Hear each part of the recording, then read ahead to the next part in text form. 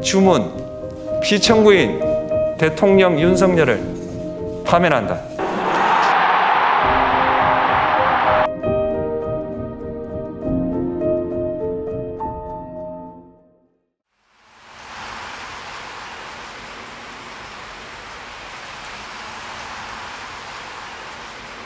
대한민국 민주주의의 위대함은 헌법이라고 하는 그 자체에 있는 게 아니라, 제도에 있는 게 아니라 그 제도를 가지고 사는 우리 국민 스스로의 위대함이죠.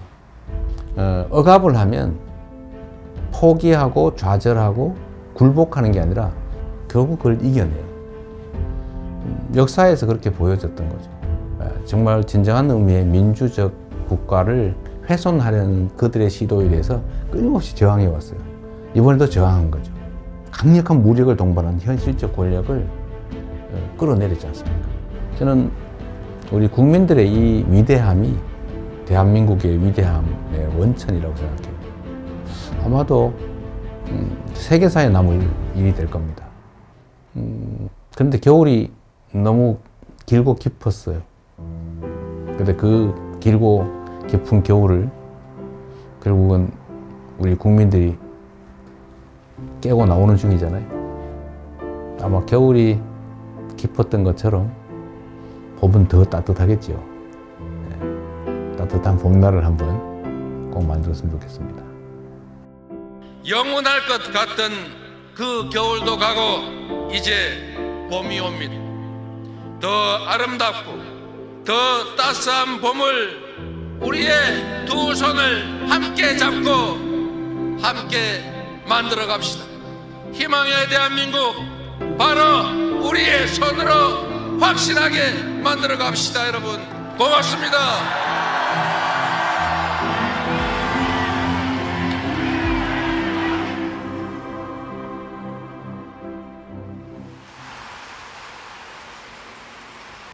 대립 갈등이 지금 아주 크죠. 그런데 그 원인은 뭐냐? 뭐 여러 가지가 있어요. 아주 근본적인 거는 경제적 이유입니다. 먹고 살기가 어려워져서 그래요. 세상 사는 게 힘들어서 그렇습니다. 그런데 왜 그러면 더 잘 살게 됐는데 왜 부족하게 됐냐? 편중됐기 때문이죠. 소위 양극화, 불평등, 격차. 이게 너무 커졌어요. 우리 사회가 총량으로는 과거보다는 더 많은 걸 가지고 있게 됐는데 개별적으로 보면 그게 너무 많이 한 군데 몰려 있습니다. 근데 이게 이제 사실은 갈등의 원인이죠. 지금 우리 경제는 여러 면에서 일종의 사면초가 같은 상태 같습니다. 전 세계적으로 성장률 전체가 떨어지고 있어요. 그리고 경제는 사실 민간 영역만으로는 제대로 유지 발전되기 어려워요. 정부 영역의 역할이 중요한데 지금 거의 3년 동안 정부는 경제를 방치해뒀죠. 이제는 첨단 과학기술에 대한 투자가 중요한 시대가 됐습니다. 근데 문제는 과학기술의 수준이 너무 높아져가지고 개별 기업들이 감당할 수 없는 상황이 됐어요. 그래서 정부 단위의 인력 양성, 또 대대적인 기술 개발, 연구 개발 투자, 스타트업이나 벤처에 대한 대규모 투자. 또 그렇게 하면 다시 또 살아날 수 있습니다. 우리 너무 좌절할 필요 없는 거죠.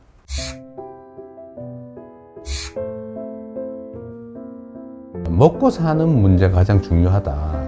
이거는 사실은 매우 기능적이고 물질적인 거예요. 고통스럽게 살지 않게 해줘야 한다. 잘 산다라고 하는 건 좀 달라요. 잘사니즘이라고 하면 좀 더 가치지향적이고 좀 정신적이고 고통 없는 삶을 넘어선 더 행복한 삶을 살 수 있는 세상을 만들자. 그런 거라고 봐주시면 되겠어요. 민생 살리는데 색깔이 무슨 의미입니까?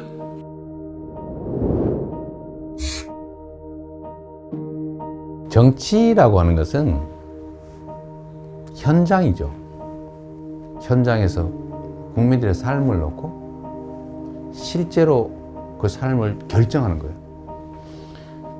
그게 빨간색이냐 파란색이냐 아니면 어떤 방법이, 정책이 누구의 생각에서 시작된 것이냐. 그럼 특별한 의미가 없죠. 어떤 게 더 유용하고 어떤 게 더 필요하냐. 이게 최고의 기준이 되어야 된다. 제가 정한 원칙이 있어요. 대개의 공직자들의 태도를 보니까 중요하고 큰 일을 고민하느라고 작아 보이는 일들을 미뤄둬요. 그러니까 엄청나게 쌓여요. 공직자는 100만 명이 걸린 일이냐 100명이 걸린 일이냐 하면 이 10,000배로 중요한 일이라고 생각하지만 100명이 걸린 일조차도 그 100명은 목숨이 걸린 거예요. 그래서 모든 일이 다 중요하니 작고 쉽고 간단하게 보이는 일을 최대한 빨리 해치운다. 그것도 큰 일을 안 한 건 아니에요. 그건 그것대로 고심하고 하죠. 저는 제 업무 책상에 서류가 쌓여 있지 않아요. 안 쌓아놓습니다.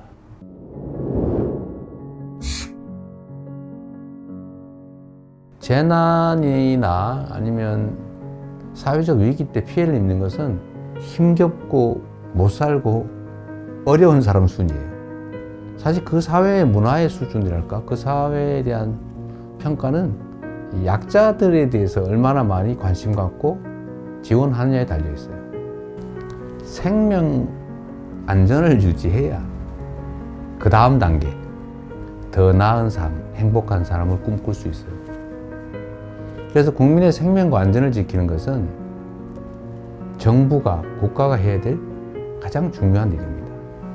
뭐든지 문제를 생각해 보면 우리가 조금 더 신경을 썼더라면 막을 수 있었던 사고로 보여져요.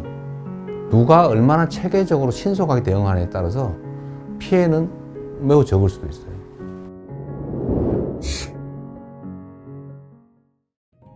현실적으로 보면 우리가 한미동맹 매우 중요하고 또 한미일 협력관계도 매우 중요하죠. 그 속에 일관되는 원칙은 대한민국의 국익이 최우선이다. 거기에 따라 판단하면 되겠죠. 경쟁할 영역은 경쟁하고 협력할 영역은 협력하고 또 서로 갈등할 영역은 잘 조정하는 거죠. 특히 이제는 국가 간 경쟁이 사실 기업 간 경쟁과 거의 같아졌습니다. 그래서 기업과 정부의 역할 분담, 협력이 정말로 중요해요. 특히 국제 경쟁에서는 반드시 필요한 부분입니다.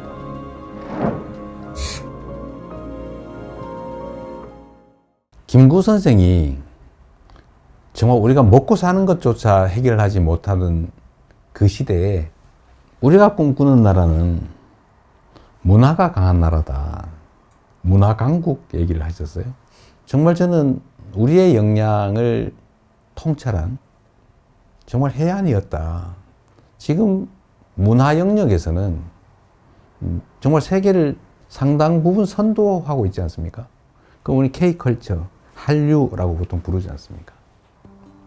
근데 여기에 더해서 이제는 K민주주의, 아마 이번 2번에 걸친 촛불혁명, 빛의 혁명을 통해서 무혈의 평화혁명으로 현실 권력을 끌어내리는 세계사에 없는 이런 일들이 민주주의의 이름으로 이루어졌지 않습니까? 정말로 위대한 민주주의의 힘을 보여준 거죠. 대한민국이 세계를 선도하는 여러 영역들이 있다고 봐요. 저는 이런 것들을 K 이니셔티브라고 좀 통칭하고 싶습니다. 우리가 비록 규모는 적지만 소프트 파워 측면에서는 세계를 여러 영역에서 선도할 수 있겠다는 생각이 들어요. 그런 나라 한번 꼭 만들어 보고 싶어요.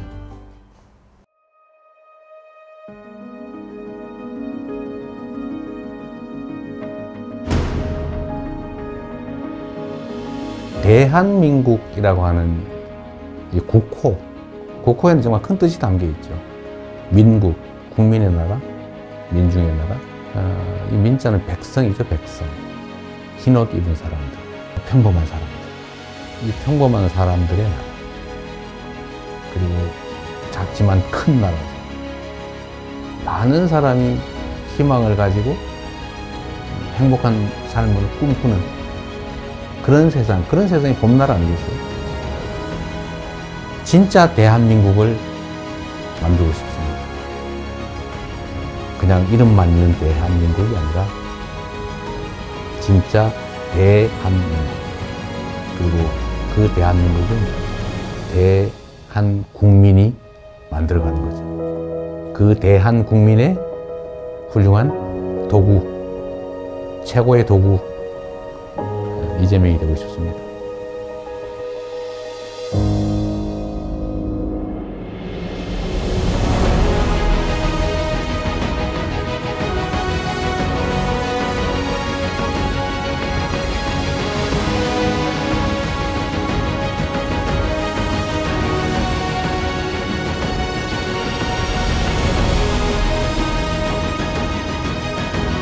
민주공화국 대한민국을 함께 만들어 갑시다. 여러분 고맙습니다.